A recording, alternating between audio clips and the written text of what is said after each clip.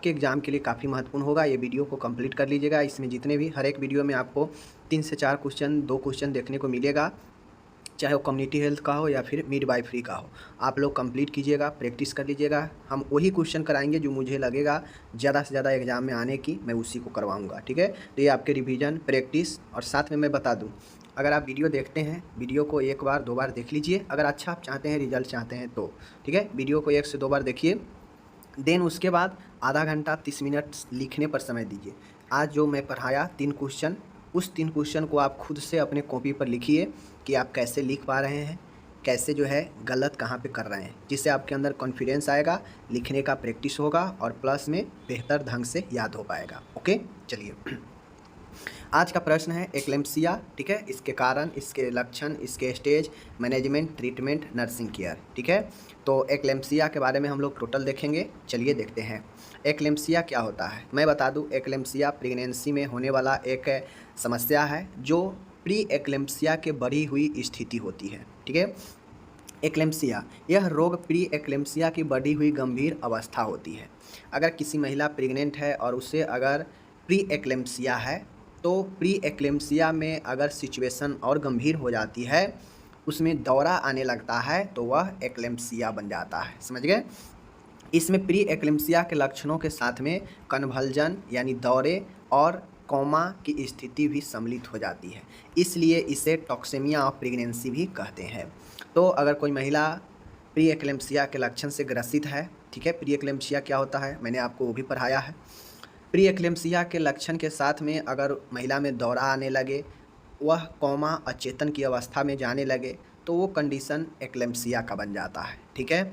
और इसीलिए हम इसे टॉक्सेमिया ऑफ, ठीक है, टॉक्सेमिया ऑफ प्रेगनेंसी भी कहते हैं। तो ये एक्लेम्पसिया के बारे में हुआ। इसके क्या कारण होते हैं। अब ऐसा नहीं है एक्लेम्पसिया के कोई मेन कारण है, इसके कारण अज्ञात है, ये पता नहीं है, ज्ञात नहीं है कि इस कारण से एक्लेम्पसिया होते हैं, ठीक है। बट फिर भी प्री एक्लेम्पसिया के गंभीर लक्षणों के साथ में दौरे आना, मूर्छा यानी कोमा आती है, तो यह अवस्था एक्लेम्पसिया बन जाती है। कारण इसका पता नहीं है, लेकिन प्री एक्लेम्पसिया के जो गंभीर लक्षण हैं उसके साथ में अगर उसमें दौरा आने लगे, कोमा आने लगे, तो उस सिचुएशन को हम लोग एक्लेम्पसिया में कहते हैं और ये एक्लेम्पसिया बन जाता है। इसके कारण एक्लेम्पसिया का कोई निश्चित नहीं है, ये बातें ध्यान में रख लीजिए। लक्षण की बात की जाएगी एक्लेम्पसिया के लिए, तो सेरिब्रल ओडिमा के कारण बेहोशी तथा दौरे पड़ने लगते हैं और ये दौरे एक्लेम्पसिया के मुख्य लक्षण होते हैं। कोई अगर आपसे पूछेगा कि एक्लेम्पसिया के सबसे मेन लक्षण बताइए, तो कन्वल्जन होता है, मीन्स दौरा पड़ना, ठीक है। तो सबसे मेन लक्षण दौरा ही होता है। तो लक्षण में चूँकि सेरिब्रल ओडिमा होता है, सूजन होता है, जिसके कारण बेहोशी आता है और दौरे पड़ने लगते हैं, ये दौरे एक्लेम्पसिया के मुख्य लक्षण होते हैं। साथ में चूँकि इसमें प्री एक्लेम्पसिया का भी लक्षण है, तो प्री एक्लेम्पसिया का जब लक्षण है तो प्री एक्लेम्पसिया का भी लक्षण एक्लेम्पसिया में होगा ही होगा। चूँकि प्री एक्लेम्पसिया के लक्षण और प्लस में दौरा प्लस कोमा, ये एक्लेम्पसिया बन जाता है, तो कहीं ना कहीं प्री एक्लेम्पसिया होगा ही होगा। तो प्री एक्लेम्पसिया के लक्षण में रक्तचाप बढ़ा होना, तो वो एक्लेम्पसिया में भी आ जाएगा। रोगी के मूत्र कम आ जाता है, ओलिगुरिया या एनोरिया होने लगता है, ठीक है। बॉडी में सूजन होने लगता है, जी मचलना, उल्टी होना, उदर के ऊपरी भाग में दर्द व ऐंठन होना, मस्तिष्क में रक्त और ऑक्सीजन की आपूर्ति कम हो जाना, क्योंकि सेरिब्रल ओडिमा होता है और उसमें जो है ऑक्सीजन, ब्लड की सर्कुलेशन ब्रेन में कम जाती है, जिससे कोमा की सिचुएशन, दौरे पड़ना, झटके लगना, ये सब होने लगता है, ठीक है। उसके बाद है महिला को ललाटीय सिर दर्द, मतलब सामने के जो फ्रंटल हेडेक है वो होने लगता है, तो महिला के ललाट पर सिर दर्द की सिचुएशन आती है। तो लक्षण में ये सारे होते हैं। देखिए, लक्षण में प्री एक्लेम्पसिया के जितने भी लक्षण हैं, जैसे यूरिन में प्रोटीन आना, ठीक है, यूरिन का कम आउटपुट होना, समझ गए, महिला के रक्तचाप बढ़ा होना, शरीर में सूजन होना, उल्टी होना, पेट के ऊपरी हिस्से में दर्द होना, मस्तिष्क में रक्त का संचार कम होना, ठीक है, साथ में फ्रंटल हेडेक होना, और बाकी जो दौरा है वो होगा ही होगा, कोमा की स्थिति होगा ही होगा। तो ये सारे के सारे लक्षण बनते हैं, ओके। रही बात इसके स्टेजेज में, अवस्था में, तो अवस्था में देख लीजिए, एक्लेम्पसिया के दौरे की 4 अवस्था होते हैं। अब चूँकि जो झटका होता है, जो दौरा लगता है, यह कलभंजल आपके अलग अलग स्टेजेज में होता है, ठीक है, अवस्था में, चूँकि हमसे अवस्था भी पूछा गया है। और सबसे जो एक्लेम्सिया के मुख्य लक्षण है वो दौरा पड़ना ही होता है। तो दौरे के 4 जो स्टेजेज है, एक प्रीमोनेटरी स्टेज होता है। प्रीमोनेटरी स्टेज के मतलब है कि यह अवस्था आधी मिनट तक रहती है, मतलब यह दौरा प्रीमोनेटरी स्टेज जो है यह आधे मिनट तक रहती है, मीन्स 30 सेकेंड तक, ठीक है, 30 सेकेंड तक। ओके, स्त्री की आंखें ऊपर ऊपर को अथवा साइड में घूम जाती है, हाथ पैर चेहरा तथा जीभ की पेशियां अनियंत्रित होकर फड़कने लगती है। अब इसमें जो प्री मॉनिटरिंग फेज होता है यह आधे मिनट के लिए होता है। इसमें आंखें जो है साइड में या ऊपर की तरफ घूम जाती है, जिसे हम लोग कहते हैं आंखें तरेज देना, ठीक है ना। हाथ पैर चेहरा जीभ की पेशियां अनियंत्रित होकर फड़कने लगता है, ट्विचिंग होने लगती है उसमें, समझ गए। तो ये होता है प्री मॉनिटरिंग फेज। दूसरा फेज जो होता है वह टॉनिक स्टेज का होता है, ठीक है, टॉनिक स्टेज। यह ऐंठन की अवस्था 12 मिनट तक रहती है, समझ गए, 12 मिनट तक। हाथों की मुट्ठी भींचने लगती है, डायफ्राम में भी ऐंठन होने लगता है, श्वसन क्रिया अवरुद्ध होती है, चेहरे की पेशियाँ फरकती है, जीभ बाहर निकलती है। अक्सर आप लोग देखते होइएगा जिससे मिर्गी आती है, जिससे झटका आता है तो वह आंखें तैरने लगता है, जीभ बाहर निकल देगा, हाथ पैर टाइट कर देता है, तो ही करता है मसल्स वगैरह वही सब जो है क्या होता है, ये हो जाता है, ठीक है। तो दूसरा टॉनिक स्टेज होता है। तीसरा स्टेज होता है कलभंजल स्टेज होता है। इसकी अवधि 5 मिनट तक रहती है। मुख्य रूप से झाग व लार निकलने लगती है, दांतों से जीभ कट सकती है, शरीर की समस्त मांसपेशियों में संकुचन व शिथिलन होती है, सांस लेने पर घर घर जैसी आवाज़ आती है। अब ये जो कलभंसिव स्टेज होता है, यह कलभंसिव स्टेज में महिला और ज़्यादा दिक्कत में हो जाती है। यहाँ पे मुंह से लार झाग निकल जाता है। अक्सर आप लोग देखते होइएगा कि जो दौरा पड़ता है बेहोशी स्थिति में जो होता यह है कि मुंह से लार झाग निकल जाते हैं, दांत पर दांत बैठ जाते हैं जिससे जीभ कट सकती है, समस्त शरीर में अकरन शिथिलन हो जाता है और सांस लेने पर घर घर जैसी आवाज़ आती है। नेक्स्ट है चौथा जो स्टेज है, इस अवस्था की अवधि निश्चित नहीं रहती है, रोगी बेहोश हो जाता है। जब स्त्री होश में आती है तो उसे कुछ याद नहीं रहता है। तो यह बेसिकली कोमा का स्टेज होता है। पहला है प्री मॉनिटरिंग स्टेज, ठीक है, दूसरा आपका है, ठीक है, प्री मॉनिटरिंग स्टेज है, दूसरा आपका आता है, यहाँ पे आप लोग देख लीजिए, दूसरा जो है टॉनिक स्टेज है, तीसरा है कन्वल्सिव स्टेज है, चौथा कोमा स्टेज है। अगर आप इसको डिटेल नहीं लिख पाते हैं तो सीधा यह चारों स्टेज के नाम लिख दीजिएगा, ठीक है। चलिए चौथा है अब प्री एक्लेम्सिया का आप मैनेजमेंट कैसे करेंगे। प्रबंध काफ़ी महत्वपूर्ण होता है। प्रबंध जो है इसका करना काफ़ी महत्वपूर्ण है, क्योंकि प्रबंध नहीं लिखेंगे आधा नंबर सीधा कट जाएगा, समझ गए। प्रबंध में सबसे महत्वपूर्ण है रोगी को निरंतर निगरानी करनी चाहिए, उसे वाइटल साइन नोट करके लिए रखने चाहिए। अब चूंकि यह एक बेहोशी कोमा दौरा पड़ने का एक सिचुएशन है एक्लेम्सिया, तो इसमें आपको कंटिन्यू रोगी को निगरानी करना पड़ेगा, वाइटल साइन को हमेशा नोट करना पड़ेगा, कब श्वसन चल रहा है, कब नहीं चल रहा है, कब हार्ट बीट है, कब बंद हो गया, ये सारे चीज़ चेक करते रहना पड़ेगा। जबड़ों के मध्य मुंह खोलने वाला माउथ गैग लगा देना चाहिए ताकि जीभ ना कटे। अब चूंकि आप लोग देखे हैं कलभंसी फेज में मुंह बंद हो जाते हैं, जिससे दांत पे दांत बैठने से जीभ कट सकते हैं, ठीक है, मरीज का इसका थोड़ा भी अंदाज़ा नहीं रहता है। तो इसलिए जब दौरे पड़ने लगे और जैसे ही मुंह खुला हो तो क्या करना चाहिए, मुंह में माउथ गैग लगा देना चाहिए ताकि जो जीभ है दांत पे दांत पड़ने से वह कटे नहीं, ठीक है। तो ये आपको ध्यान रखना चाहिए। तीसरा है मूर्छा या दौरे के समय में मुख से निकलने वाले झाग या लार को श्वास नली में जाने से रोकना चाहिए। कहने का मतलब है कि जब भी आप मॉनिटरिंग करें ऐसे मरीज के जो एक्लेम्सिया के है तो उसको पूर्ण ध्यान रखें, हर एक चीज़ों पर बारीकी से निगरानी करें, ठीक है।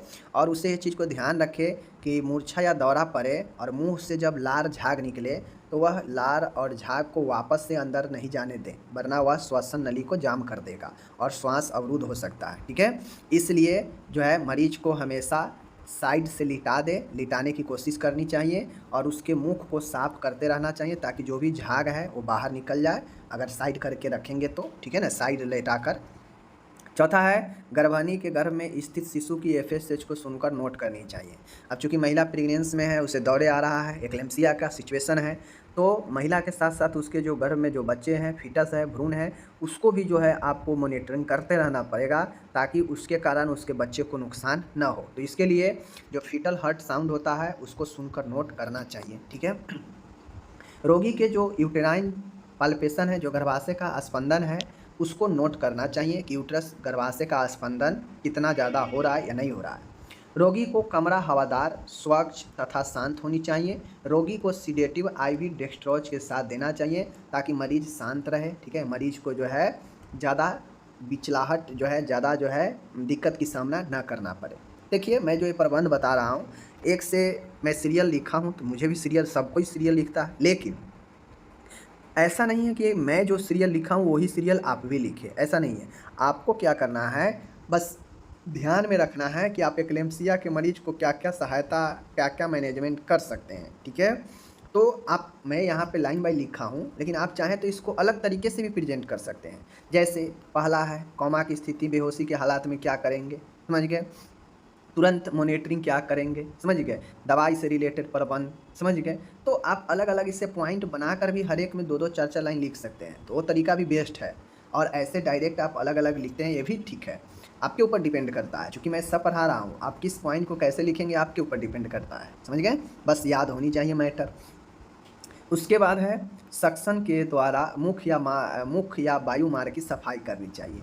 हो सकता है मरीज बेहोश है, उसे कुछ पता नहीं है, उसके मुंह श्वसन मार्ग में कोई चीज़ जाम हो, लार वगैरह सिक्रेशन वगैरह से, तो उसे सक्शन जो होता है मशीन, उससे उसके वायु मार्ग को, मुंह को साफ करना चाहिए।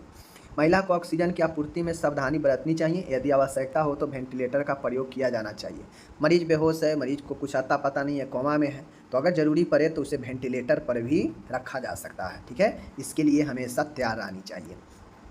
अब ये हो गया प्रबंध। प्रबंध में जो भी कुछ करना है आप उसे कर सकते हैं। इसके ट्रीटमेंट, एक्लेम्सिया के ट्रीटमेंट में क्या क्या संभव है देख लीजिए।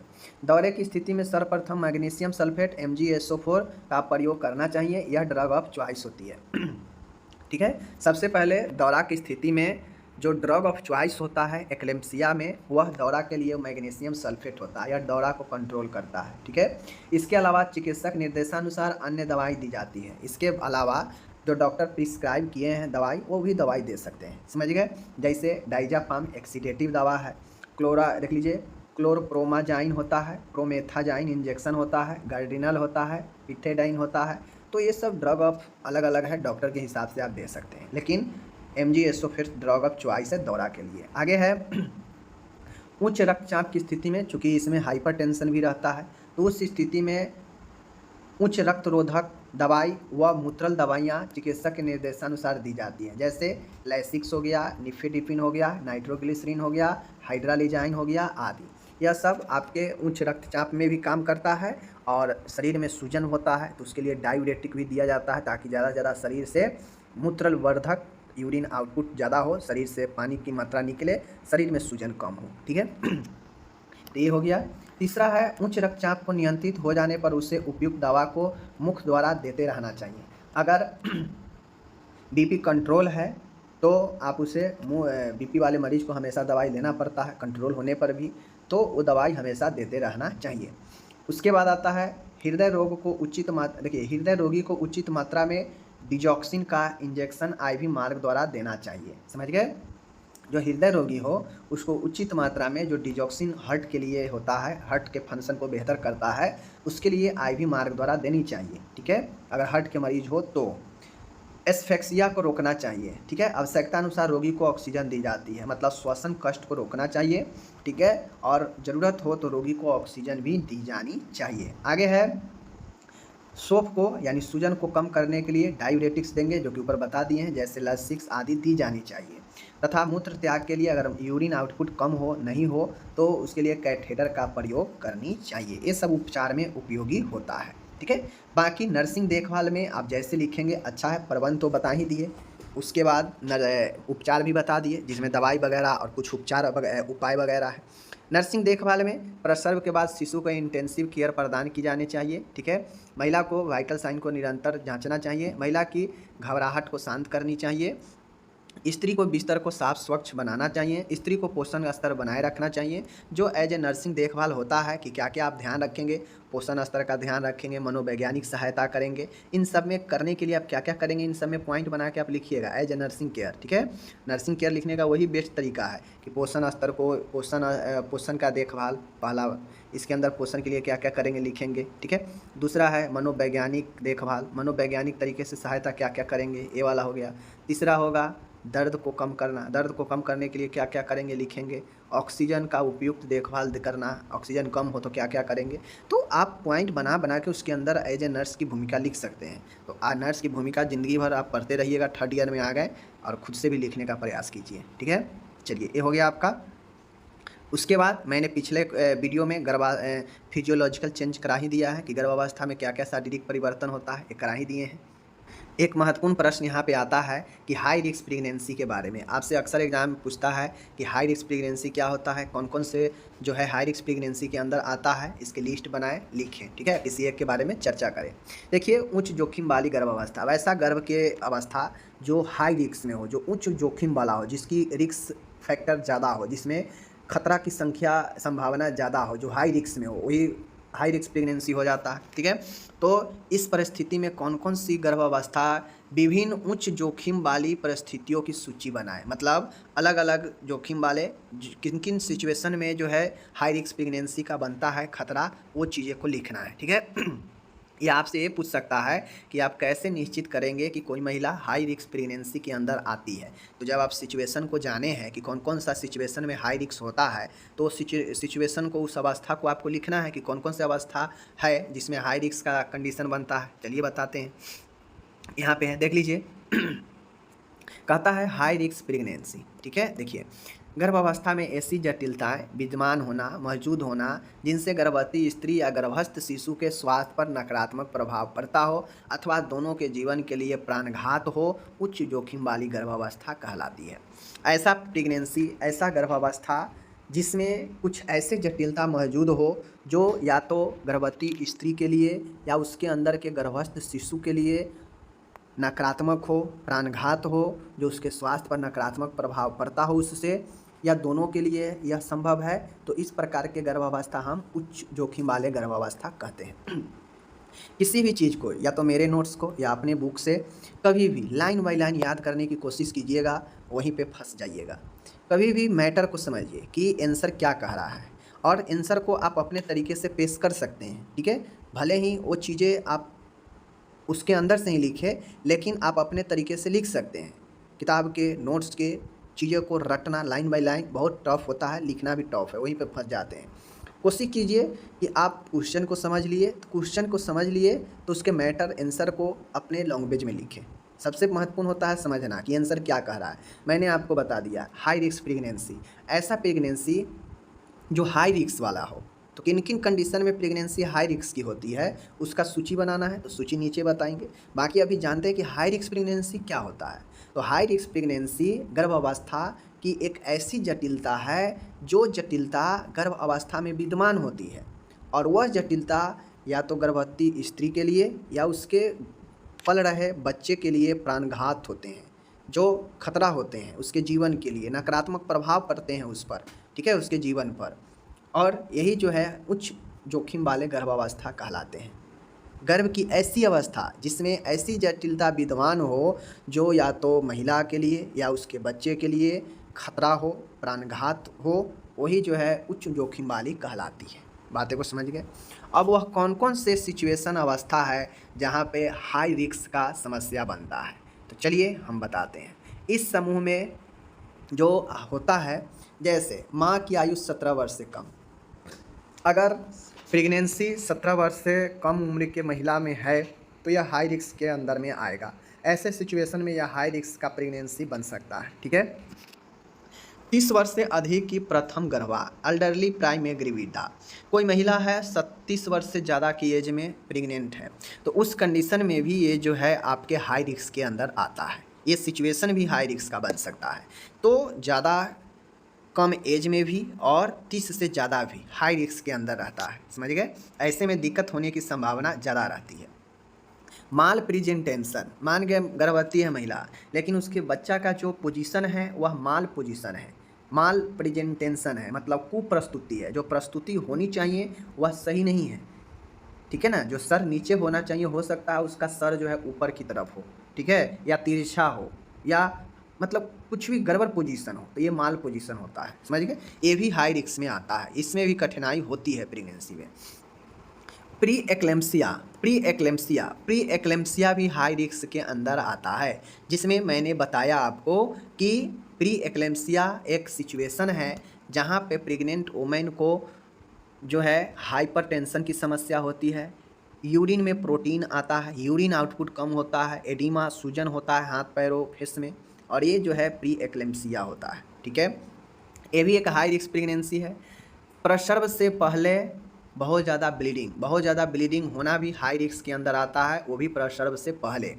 आगे है मल्टीपल प्रेगनेंसी, जैसे ट्विंस प्रेगनेंसी, ठीक है ना, ट्रिपलेट, ठीक है ना, क्वाड्रेट, ये सब एक से जैसे ही ज़्यादा अगर गर्भ में बच्चे हैं, मल्टीपल प्रेगनेंसी है, तो यह सिचुएशन भी हाई रिस्क के अंदर आता है, ठीक है। टॉक्सिसिटी ऑफ प्रेगनेंसी, गर्भ अवस्था की विषाक्तता, गर्भ अवस्था में कोई विषाक्तता, कोई टॉक्सिसिटी भी हाई प्रेगनेंसी के अंदर आता है, ठीक है। हाइड्रामेनियाज, ठीक है ना, हाइड्रामेनियाज, ठीक है। क्षय रोग, मधुमेह, हृदय रोग से पीड़ित महिला, वैसा महिला जो प्रेग्नेंट हो लेकिन उससे टीबी हो या डायबिटीज हो या हार्ट रोग से वह पीड़ित हो, तो यह भी हाई रिस्क के अंदर आता है, ओके। आगे है कम लंबाई वाली महिला, वैसी महिला जो काफ़ी कम लंबाई की हो, उससे भी कहीं ना कहीं प्रेगनेंसी के टाइम में दिक्कत होने की संभावना होती है, ये भी हाई रिस्क में रहता है। हिस्ट्री ऑफ एवर्सन, अगर मान गए पहले का ये जो इतिहास है प्रेग्नेंट वुमेन का, वह कहीं ना कहीं गर्भपात से जुड़ी हुई है, बहुत ज़्यादा गर्भपात जो है उससे कराया गया हो, या मतलब कुछ भी इस टाइप से जुड़ा हुआ हो, तो वैसे महिला जो गर्भपात से सामना पहले की है, तो उसे हाई रिस्क प्रेगनेंसी के अंदर रखा जाता है और वो सिचुएशन उसका बनता है, ठीक है। खराब प्रस्तुति इतिहास, बैड ऑब्स्ट्रेक्टिकल हिस्ट्री, वैसी महिला जिसका पहले का जो इतिहास है वो काफ़ी बैड है, काफ़ी ख़राब है उसका पहले का प्रस्तुति का अनुभव, तो वैसे महिला का भी हाई रिस्क प्रेगनेंसी की सिचुएशन बनती है, ठीक है। नेक्स्ट है उसके बाद यहाँ पे पिछला शिशु जन्म सिजेरियन सेक्शन, पिछला जो हुआ है शिशु का जन्म या तो सिजेरियन सेक्शन चीरा के द्वारा हुआ है या फॉरसेप्स डिलीवरी के द्वारा हुआ है, चिमटी प्रसव के द्वारा, तो ये सब हाई रिस्क प्रेगनेंसी के अंदर आता है।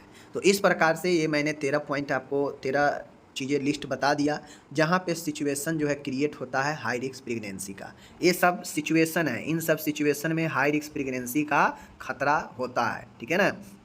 एक बार मैं और बता देता हूँ, जैसे 17 वर्ष से कम आयु की महिला, 30 वर्ष से अधिक की उम्र में प्रथम बार गर्भ रखना, कुप्रस्तुति, प्री एक्लेम्सिया, प्रसव से पहले रक्तस्राव होना, बहुगर्भ अवस्था, गर्भ अवस्था का विषाक्तता, हाइड्रामेनियाज, क्षय रोग, टीबी, वही मधुमेह, हृदय रोग से पीड़ित महिला, ये सबको आप चाहें तो अलग अलग लाइन में भी लिख सकते हैं, मैं एक ही लाइन में लिख दिया हूँ।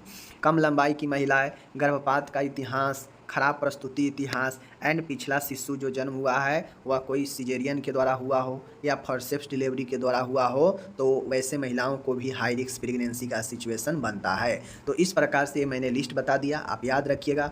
अब आपसे पूछेगा कि हाई रिस्क प्रेगनेंसी का आप मैनेजमेंट कैसे करेंगे, तो इन सारे बहुत सारे सिजेरियन सेक्शन वगैरह हो गया, प्री एक्लेम्सिया वगैरह हो गया, इन सब में आप नर्सिंग मैनेजमेंट पढ़े हैं ना, उसी को जो है आप नर्सिंग हाई रिस्क प्रेगनेंसी का आप लिख दीजिएगा, नर्सिंग मैनेजमेंट कैसे करेंगे। अगर कोई महिला हाई रिस्क प्रेगनेंसी का हो तो उसका आप नर्सिंग केयर, नर्सिंग मैनेजमेंट कैसे करेंगे, ये आप खुद समझिए, लिखना पड़ता है, ठीक है। आगे चलते हैं।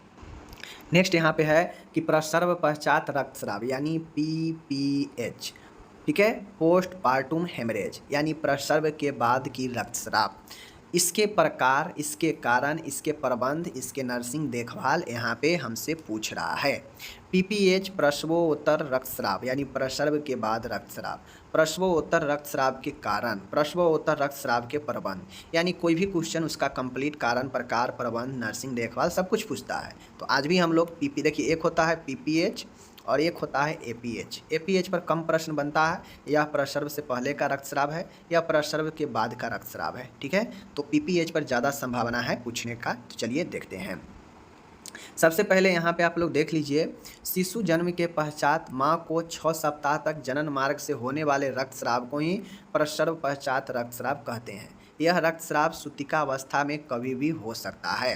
अब ऐसा नहीं है कि कंटिन्यू ब्लीडिंग होता ही रहे, उसी को जो है हम लोग प्रसव पश्चात रक्तस्राव कहते हैं। नहीं, कंटिन्यू ब्लीडिंग होगा मतलब तो फिर तो समस्या ही है शरीर के लिए, स्वास्थ्य के लिए। तो ये ब्लीडिंग कंटिन्यू नहीं होता है। मान गए जैसे बच्चा आज जन्म लिया, ठीक है, जन्म लेने के बाद से लेकर 6 सप्ताह तक, ठीक है, 6 सप्ताह तक समय तक कभी भी किसी भी दिन ब्लीडिंग जो होगा वह सारे ब्लीडिंग का जो होगा पोस्टपार्टम हेमरेज के अंदर ही आएगा। समझ गए ना चीज़ों को। चाहे वो 6 सप्ताह के अंदर 20 बार हो, 30 बार हो या 50 बार हो, वो सब जो है आपके PPH के अंदर ही आता है, ठीक है। वही कहता है शिशु जन्म के बाद, चूँकि PPH है, नाम ही है PPH, पोस्टपार्टम हेमरेज यानी प्रसव पश्चात यानी प्रसव के बाद रक्तस्राव। तो प्रसव के बाद मतलब शिशु जन्म के बाद, शिशु जन्म के बाद यानी पश्चात माँ को, एक महिला को ही होगा, 6 सप्ताह तक जनन मार्ग से, जनन मार्ग समझ रहे हैं, होने वाले रक्तस्राव को ही प्रसव पश्चात रक्तस्राव कहते हैं। यह रक्तस्राव सूतिका अवस्था, सूतिका अवस्था समझ रहे हैं, सूतिका अवस्था में कभी भी हो सकता है। वही सूतिका अवस्था जो 6 सप्ताह, जन्म के बाद के 6 सप्ताह के समय को सूतिका अवस्था कहते हैं। इन सूतिका अवस्था में कभी भी ब्लीडिंग होगा तो वह PPH ही कहा जाएगा, ठीक है, PPH ही कहा जाएगा, ठीक है। प्रकार देखिए, इसके प्रकार भी पूछा गया है, प्रकार समझिए। मेनली यह 2 प्रकार के होता है, एक प्राइमरी होता है और एक सेकेंडरी होता है। प्राइमरी वो होता है, प्राइमरी वह रक्तस्राव होता है जो प्रसव पूरा होने के 24 घंटे के अंदर हो, ठीक है। इसे अर्ली पोस्टपार्टम हेमरेज भी कहते हैं, ठीक है। जैसे अभी बच्चा जन्म ले लिया, ठीक है, यहाँ बच्चा जन्म ले लिया, बच्चा जन्म लिया, जन्म लेने से यहाँ तक 24 घंटा पूर गया, तो इस बच्चे जन्म लेने के बाद से लेकर 24 घंटे के अंदर कभी भी ब्लीडिंग होगा तो वह प्राइमरी पोस्टपार्टम हेमरेज होगा, ठीक है, कभी भी। इसीलिए इसे अर्ली पोस्टपार्टम हेमरेज भी कहते हैं, क्योंकि यह जन्म के तुरंत बाद जो है 24 घंटे को तुरंत बाद ही माना जाता है, इसलिए इसे अर्ली कहा भी जाता है, ओके। एटोनिक गर्भाशय, चोट व दुर्घटना व रक्त अस्कंदन विकार इसके मुख्य कारण हैं। अब ये PPH होने के मुख्य कारण 24 घंटे के अंदर होने का एक कारण होगा कि ऐसे में होता यह है कि एटोनिक यूट्रस, ठीक है, या फिर चोट लगना या फिर ब्लड का क्लॉटिंग न होना इसका मुख्य कारण होता है, जिससे यह 24 घंटे के अंदर ब्लीडिंग हो सकता है एक कारण से। द्वितीयक होता है, सेकेंडरी होता है। सेकेंडरी वाला में होता यह है कि इसे ट्रू PPH कहते हैं, मतलब इसे सही PPH कहते हैं। यह रक्तस्राव मतलब जो ब्लीडिंग है लेबर पूरा होने के 24 घंटे के बाद होता है। इसे विलंबित जन्मोपरांत सूतिका स्राव यानी डिले पोस्टपार्टम हेमरेज भी कहते हैं। उसे अर्ली कहते हैं, इसे डिले कहते हैं। डिले इसलिए कहते हैं क्योंकि यह बच्चे के जन्म के 24 घंटे के बाद होता है, इसीलिए इसे डिले कहते हैं। क्योंकि 24 घंटे रुक गया, बच्चा जन्म ले लिया, 24 घंटे ब्लीडिंग नहीं हुआ, और 24 घंटे के बाद अगर ब्लीडिंग हुआ तो वह सेकेंडरी वाला में आ जाएगा, ठीक है। बच्चा जन्म लिया और जन्म के समय तो ब्लीडिंग होगा ही, लेकिन उसके बाद अगर 24 घंटे के अंदर में अगर ब्लीडिंग फिर से हुआ 24 घंटे के अंदर में, तो वह प्राइमरी वाला में यानी उसे अर्ली पोस्टपार्टम हेमरेज कहते हैं। बातें को समझ लीजिए, ठीक है। अब इसके कारण क्या हो गया, ये जो आप ये वाला देखे हैं कारण में देखिए, प्रसव के पश्चात PPH होने के 3 कारण होते हैं। अब मैं आपको कारण बता रहा हूँ। कारण ये होगा एटोनिक यूट्रस, ऊपर में बता ही दिए। एटोनिक यूट्रस PPH के लिए सबसे बड़ा कारण एटोनिक यूट्रस होता है, यानी मतलब प्रसव के बाद जो रक्तस्राव होता है उसके लिए सबसे बड़ा जो कारण होता है वह अपना एटोनिक यूट्रस होता है, ठीक है। एटोनिक यूट्रस, इसमें यूट्रस की मायोमेट्रियम जो पेक्सी होती है वह शक्तिहीन अथवा तान्यता में कमी के कारण पेशिया में संकुचन सिंथलन नहीं हो पाता है, ठीक है। इस कारण से प्लेसेंटा के पृथक्करण वाले स्थान पर स्थित फटे हुए साइनस पर प्रभावी दबाव नहीं बन पाते हैं, जिस कारण से रक्त रुकता नहीं है और असाधारण रक्तस्राव होते रहता है। एटोनिक यूट्रस कहने का मतलब है कि आप लोग जानते हैं कि जो यूट्रस होता है, ठीक है, यूट्रस मैं बता दूं, यूट्रस जो होता है आपको पता है इस प्रकार से होता है, ठीक है। यूट्रस में प्लेसेंटा लगा होता है, इसी से नाभिनाल बच्चे को जुड़ा हुआ होता है, ठीक है। जन्म के बाद ये प्लेसेंटा जो है क्या होता है, यूट्रस के दीवार को छोड़ता है। तो जब यूट्रस को दीवार को छोड़ता है तो अपने साथ कुछ चीज़ें जो है यह खींच लेता है यूट्रस का, जिससे यूट्रस का दीवारें जो है कुछ चीज़ें खींचने के बाद जो है ब्लीडिंग होना चालू हो जाता है।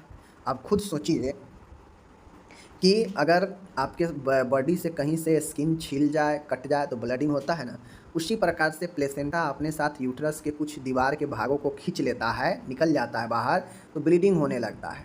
अब चूँकि यूट्रस शक्तिहीन हो जाता है, ठीक है, बहुत दिनों से स्ट्रेच उसमें हो रहता है, फैलाव रहता है, जिसके कारण वो शक्तिहीन रहता है बेचारा यूट्रस। अब उससे धीरे धीरे अपने पावर में आने के लिए समय लगता है।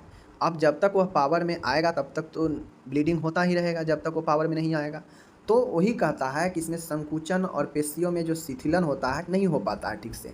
अब शिथिलन होगा तब तो ये जो जहाँ पे प्लेसेंटा छोड़ा है उसको दबाएगा, और दबाएगा तो ब्लीडिंग जो है कम जाएगा, ठीक है ना। तो ऐसा होने में जो है इसको समय लग जाता है। इस कारण से प्लेसेंटा जो पृथक्करण वाले स्थान होते हैं वहाँ से कुछ टिश्यू जो निकला हुआ होता है उस पर दबाव नहीं बना पाता है, ठीक है। यूट्रस का जो शक्ति है कमज़ोर हो जाता है, जिससे दबाव नहीं बना पाता है, और जब दबाव नहीं बनाएंगे तो ब्लीडिंग कैसे रोकेगा। नॉर्मली आपके हाथ कट जाते हैं, वहाँ पे प्रेस लगाते हैं, दबाव करते हैं, तब जाके वो ब्लीड बंद होता है। तो यूट्रस में तो कोई हाथ कोई पैर है नहीं कि वो दबाव करेगा। यूट्रस का अपना गुण है कंट्रैक्शन होने का, उसमें शिथिलन होने का। तो चूँकि उसमें शक्ति कमज़ोर हो जाता है, वह धीरे धीरे अपने शक्ति प्राप्त करता है। जब तक वो शक्ति नहीं प्राप्त करता है तब तक वह शिथिलन नहीं होता है और ब्लीडिंग जो है होता है। जब वह शिथिलन धीरे धीरे अपने मजबूती में करने लगता है, तब जाके वह प्लेसेंटा जहाँ से निकला है उससे जगह को दबाता है, दबाव पड़ता है, जिससे ब्लीडिंग धीरे धीरे बंद होता है। ठीक है, यही एटोनिक यूट्रस होता है। और यह जो है चाहे वो प्राइमरी हो चाहे वो आपका सेकेंडरी हो, यह काफ़ी जो है आपका रोल, सबसे बड़ा कारण एटोनिक यूट्रस ही होता है, यूट्रस का शक्तिहीन होना है। ठीक है, चलिए अब इसके निम्न कारण हो सकते हैं। एटोनिक यूट्रस का भी अलग अलग कारण हो सकते हैं, जैसे बहुप्रसरवा, मान गए ट्विंस प्रेगनेंसी है, ट्रिपलेट है, तो उसमें जो है यूट्रस का बहुत ज़्यादा रोल बढ़ जाएगा, वो और ज़्यादा शक्तिहीन हो जाएगा, तो ये भी कारण है। लंबा प्रसव, लेबर बहुत लंबा चला है, तो उसमें भी समस्या ये हो सकता है। रिटेंड प्लेसेंटा, समझ गए, गर्भाशय कुप्रस्तुति हो गर्भाशय का, ठीक है ना। प्रसव के तृतीय अवस्था का कुप्रबंध, मतलब जो थर्ड लेबर स्टेज है उसका प्रबंध सही से नहीं हुआ है। गर्भाशय पर अत्यधिक तनाव पड़ना, ये सब कारण बनता है एटोनिक यूट्रस होने का। ठीक है, तो यूट्रस का एटोनिक होने का कारण होता है कि ब्लीडिंग जो है ज़्यादा होगा। दूसरा है चोट कारण, एटोनिक यूट्रस बता दिए। अब इसके आता है ट्रॉमेटिक कॉज, स्त्री को चोट के कारण भी रक्तस्राव हो सकता है। प्रसव के समय, प्रसव के बाद जनन नालिका के चोट से रक्तस्राव हो सकता है, जैसे सिजेरियन ऑपरेशन, गर्भाशय क्षति के कारण, एपिजियोटोमी। मान गए अगर आप ध्यान नहीं दे रहे हैं, सही से लेबर नहीं करवा रहे हैं, वहाँ पे महिला के जनन मार्ग में या जनन नालिका जो है उसमें अगर चोट लग जाए तो उसके कारण भी रक्तस्राव हो सकता है। या फिर सिजेरियन ऑपरेशन, ठीक है, गर्भाशय का क्षति होना, एपिजियोटोमी, इन सब कंडीशन में भी जो है ब्लीडिंग जो है आपके हो सकता है। ठीक है, तो इसलिए कभी भी सिजेरियन सेक्शन हो, ठीक है, एपिजियोटोमी हो, तो उसको अच्छे से ध्यान देनी चाहिए। तीसरा होता है यहाँ पे रक्त का न जमना, ब्लड कोगुलोपैथी। ठीक है, कभी कभी रक्त जमने के कारण जो फाइब्रिनोजेन को माना जाता है, स्कंदन जो ब्लड को क्लॉट करने में मदद करता है, उसकी कमी हो जाती है, जिस कारण से गर्भाशय में अपरा के स्थान पर रक्त का थक्का नहीं बन पाता है और रक्तस्राव प्रसव के बाद जारी रहता है। तो ब्लड का न जमना, ब्लड कोगुलोपैथी बहुत बड़ा रीजन होता है। ठीक है, अब इसमें जो फाइब्रिनोजेन होता है इसकी कमी होता है। जैसे ही इसके कमी होगा तो जहाँ पे क्षतिग्रस्त ऊतक है, प्लेसेंटा वाला जगह पर ब्लड क्लॉट नहीं होगा और वहाँ से ब्लीडिंग रेगुलर होता रहेगा। तो रक्त का न जमने वाला विकार भी एक समस्या कारण बनता है। ठीक है, पीपीएच का। अब इसका आप प्रबंध कैसे करेंगे, पीपीएच का प्रबंध कैसे करेंगे। अभी तक क्या जाने, पीपीएच क्या है, पीपीएच के प्रकार, पीपीएच के कारण, और अब हम इसके प्रबंध को जानेंगे। ठीक है, प्रबंध में यदि एटोनिक यूट्रस के कारण रक्तस्राव हो, वह आघात के लक्षण अगर मौजूद हो तो आघात का उपचार अवश्य करें।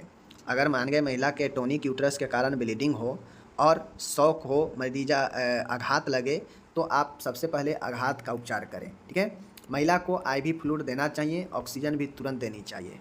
क्योंकि महिला का ब्लीडिंग ज़्यादा हो, शरीर से तरल की कमी होगी, तो उसके लिए आपको आईवी फ्लूइड देते रहना चाहिए और साथ में ऑक्सीजन भी देनी चाहिए।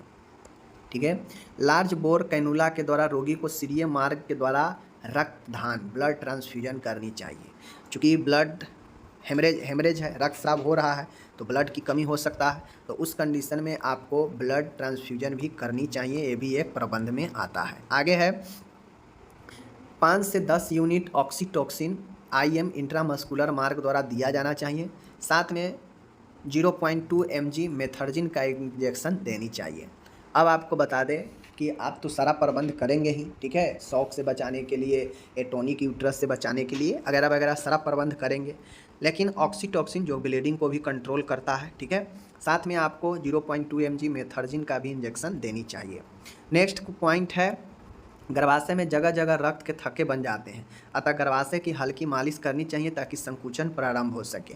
अब ब्लडिंग जहाँ से हो रहा है वहाँ पे क्लॉट नहीं बन रहा है, अब ब्लड आसपास जब जाएगा तो वहाँ पे बन सकता है यूट्रस में कहीं भी ब्लड का थक्का, तो उसके लिए आपको यूट्रस के आसपास के एरिया में मालिश करनी चाहिए ताकि जो यूट्रस का कंट्रैक्शन है वो प्रारंभ हो सके और ब्लड का जो कोगुलेशन हुआ है वह ख़त्म हो सके। ठीक है, अर्गोमेट्रिन का इंजेक्शन देनी चाहिए। ठीक है, अर्गोमेट्रिन जो होता है इसका भी इंजेक्शन देनी चाहिए। अब मैं ये सीरियल इसलिए नहीं बता रहा हूँ क्योंकि ये सीरियल जो है कोई ख़ास नहीं है यहाँ पे, तो ये सारे चीज़ें हैं, ठीक है। ये सीरियल कोई ज़रूरी की चीज़ नहीं, सीरियल बस अच्छा लगने के लिए लिखा जाता है, ठीक है, कि कितना पॉइंट लिखे हैं। बाकी समझ लीजिए आप लोग खुद कि अगर ये सब चीज़ें जानकारी आपको है तो आप कहीं से भी कहीं लिख लीजिए, कोई दिक्कत नहीं है, बस जेन्युइन चीज़ें लिखना चाहिए, ठीक है। अब है ये हो गया, गर्भाशय की मालिश करनी चाहिए। नेक्स्ट है अर्गोमेट्रिन देनी चाहिए, ये भी पता है आपको। महिला को संक्रमण ना हो इसके लिए प्रोफिलाइटिक एंटीबायोटिक देनी चाहिए, चूँकि हेमरेज के कंडीशन में हो सकता है उससे संक्रमण हो, तो इसे रोकने के लिए एंटीबायोटिक देंगे। महिला के वाइटल साइन को निरंतर चेक करते रहेंगे, ठीक है। महिला को शिशु को स्तनपान कराने के लिए प्रोत्साहित करेंगे, ताकि स्तनपान ब्रेस्ट फीडिंग भी जरूरी होता है। आगे है, यदि रोगी की स्थिति स्थिर है व रक्तस्राव जारी है तो रोगी के गर्भाशय की जांच कर देखना चाहिए कि अपरा का कोई भाग शेष तो नहीं रह गया है। यदि ऐसा है तो मैन्युअली निकाला जा सकता है।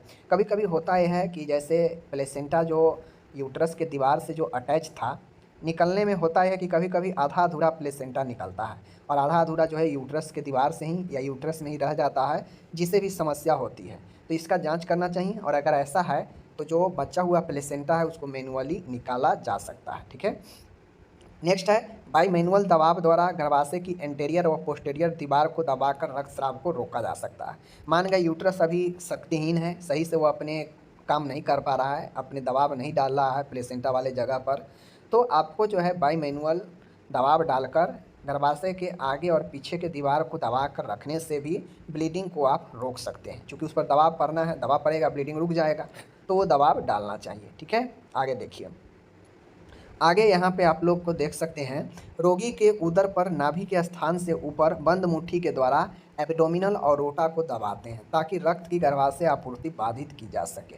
अब होता यह है कि जो रक्त की आपूर्ति यूट्रस को मिल रहा है वह एब्डोमिनल और रोटा से आता है, ठीक है। नाभि से जस्ट ऊपर बंद मुट्ठी के द्वारा दबाएंगे तो एब्डोमिनल और रोटा पर दबाव पड़ेगा, जिससे नीचे की तरफ जो ब्लड आ रहा है गर्भाशय को, उसको आपूर्ति में बाधित होगी या कम होगी, तो ब्लीडिंग उससे यूट्रस से रुक सकता है। नेक्स्ट है, गर्भाशय के मुख को बंद करने के लिए गौज के टुकड़े यूट्रीन पैकिंग बनाकर गर्भाशय के मुख पर लगानी चाहिए। कभी कभी अगर ब्लीडिंग बंद ना हो तो आप गौज पैकिंग के द्वारा भी यूट्राइन पैक करके उसके गर्भाशय के मुख पर लगाकर भी आप उसके ब्लीडिंग को बंद कर सकते हैं, ठीक है। आगे देखिए, 14 है, गर्भाशय को रक्त आपूर्ति करने वाली जो यूट्राइन आर्टरीज है उसको बांध दिया जाता है, जिससे रक्त जाना बंद हो जाता है। कभी कभी होता है अगर ब्लीडिंग ना रुके, काफ़ी ज़्यादा हालत ख़राब हो जाए पेशेंट को, तो जो यूट्रस को ब्लड सप्लाई करने वाला आर्टरीज है इसको बांध दिया जाता है, जिससे ब्लड जो है सप्लाई आगे बंद हो जाता है, ठीक है। नेक्स्ट है, सभी उपाय अगर फेल हो जाए तो गर्भाशय को सर्जरी के द्वारा काटकर निकाल दिया जाता है, जिसे हिस्टेरेक्टोमी कहता है। पीपीएच के कंडीशन में अगर सारे उपाय करने के बाद भी ब्लीडिंग अगर बंद ना हो, मतलब यूट्रस में समस्या है, और उस कंडीशन में सर्जरी के द्वारा यूट्रस को निकाल दिया जाता है, और यूट्रस को सर्जरी के द्वारा निकालने की प्रक्रिया हिस्टेरेक्टोमी कहलाती है, ठीक है। तो इस प्रकार से आपका जो है ये पीपीएच का सॉल्यूशन हो जाएगा। तो आप ध्यान में रखिए, पीपीएच में मुख्यतः जो दिया जाने वाला इंजेक्शन है अर्गोमेट्रिन है, ठीक है, याद रखिएगा। उससे पहले ऑक्सीटोक्सिन दी जाती है, समझ गए, अर्गोमेट्रिन दी जाती है, इसमें मेथर्जिन भी दी जाती है, तो ये सब चीज़ें याद रखिए, ठीक है। और ब्लड ट्रांसफ्यूजन भी किया जाता है, आईवी फ्लूइड भी दिया जाता है, तो ये सारे चीज़ को दिमाग में रखिएगा कि पीपीएच में क्या क्या दवाइयाँ क्या क्या इंजेक्शन दे सकते हैं। तो ऑक्सीटोक्सिन याद रखिए, मेथर्जिन याद रखिए, ठीक है, अर्गोमेट्रिन याद रखिए, ये सब जरूर याद रखिएगा, ये सब की पॉइंट है इसका, ओके। साथ में एंटीबायोटिक भी देते हैं, ये सब प्रबंधन में याद रखिएगा। बाकी चलिए, आज मैंने आपको 3 महत्वपूर्ण प्रश्न करा दिया, आपको कैसा लगा कमेंट करके जरूर बताइए। उम्मीद करता हूँ कि आप लोग वीडियो देखेंगे, और वीडियो देखने के बाद जो है आप लोग खुद से कॉपी पर जरूर लिखने का प्रयास करेंगे। चलिए मिलते हैं अगले वीडियो में, धन्यवाद।